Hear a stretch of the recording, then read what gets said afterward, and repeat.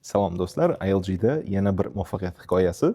Biz bu safar mijozimizga qurilish va biznes boshqaruvi sohasida faoliyat yuritayotgan mijozimizga muvaffaqiyatli ravishda talant, ya'ni iste'dod vizasini olishda yordam berdik.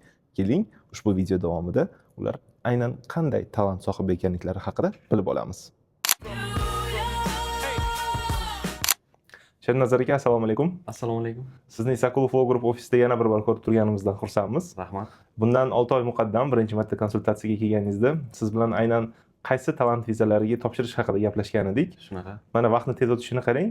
Hozir 26-yilning yanvar oyida mana endi sizni talant vizasi ma'qullanganligi haqidagi xatni olib turibmiz. Shu xatni sizga topshirishimizdan oldin bevosita obunachilarimizga, muxlislarimiz uchun ikki og'iz o'zingizni tanishtirib o'tsangiz va sizni ushbu jarayonni bosib o'tgan, o'z boshidan o'tkazgan inson sifatida bir ikkita savollarimiz bor, ularga ham javob berib o'tasiz, yo'q demasangiz. Men Abdunazarov Shernazar, Samarqand viloyati Paxtash tumanida tug'ilib o'sganman. Yoshim 45 da. Hayot davomida O'zbekistonda erishgan yutuqlarim sababli Amerika davlati deymizmi yo Amerika USS tomonidan ma'qullanib, aprov bo'ldi. Sizni yordamingiz bilan Abdulaziz Isoqulov Law Group yaxshi, rahmat katta. Ishonchim yuqori oshdi. Rahmat Shernazar aka. Nima uchun aynan AQShni tanladingiz? Mana bir nechta davlatlar bor dunyoda. Nima uchun siz o'z talantingizni aynan AQShga kelib ro'yobga chiqarish kerak degan bir qarorga keldingiz? AQSh imkoniyatlar mamlakati deydi-ku. Shuni sinab ko'rmoqchi bo'ldim. Tushunarli. Bevosita O1 vizasiga to'xtalib o'tadigan bo'lsak, bu viza siz uchun qanaqa o'tdi? Bu jarayon qaysi taraflar qiyinchilik tug'dirdi va qanaqa bosqichlarni bosib o'tdingiz? Jarayon unchalik qiyinchilik tug'dirmadi, faqat shu o'zim erishgan yutuqlarimni hujjatlar bilan isbotlab berish ayni muddao ekan, hammasini yig'ib isbotlab berdim. Tushunarli. Aynan qanaqa hujjatlar yig'dingiz? Bevosita siz o'zingiz sohangizga to'xtalib o'tsak, biz sizni qurilish va biznes sohasidagi talantli, iste'dodli inson sifatida taqdim qildik.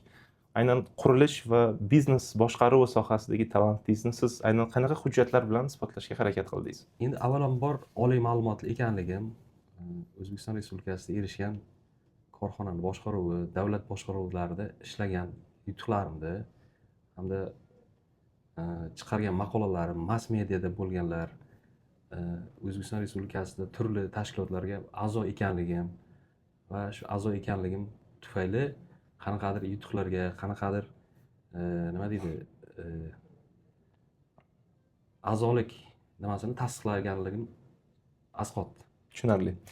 O'zbekistondagi faoliyatingizga bevosita to'xtalsak, chunki aynan O'zbekistonda amalga oshirgan ishlaringiz, u yerda olib borgan faoliyatingiz bevosita mana hozir Amerikada talant viza olishingizga katta yordam berdi va xizmat qildi. O'zbekistonda siz aynan qurilish sohasida nimalar bilan shug'ullandingiz? Qanaqa obyektlar qurdingiz? Kimlar bilan hamkorlik qildingiz? Balkim investitsiya jalb qilgandirsiz chet eldan. Shularga to'xtalib o'tsangiz.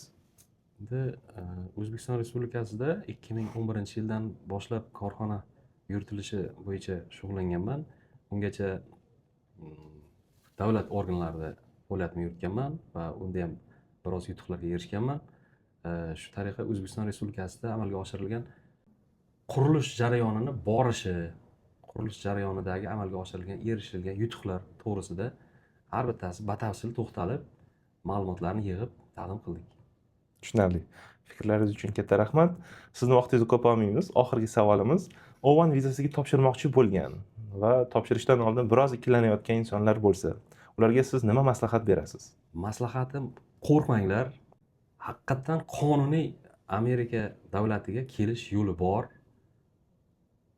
Endi reklama desam ham bo'ladi. Abdulaziz Isoqulov Law Groupga ishoninglar.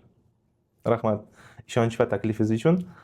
Siz bilan hamkorlik qilganimizdan juda ham xursandmiz va maqsadingizga erishish yo'lida biz tarafdan yordam berilgani albatta bizni juda ham xursand qiladi. Marhamat.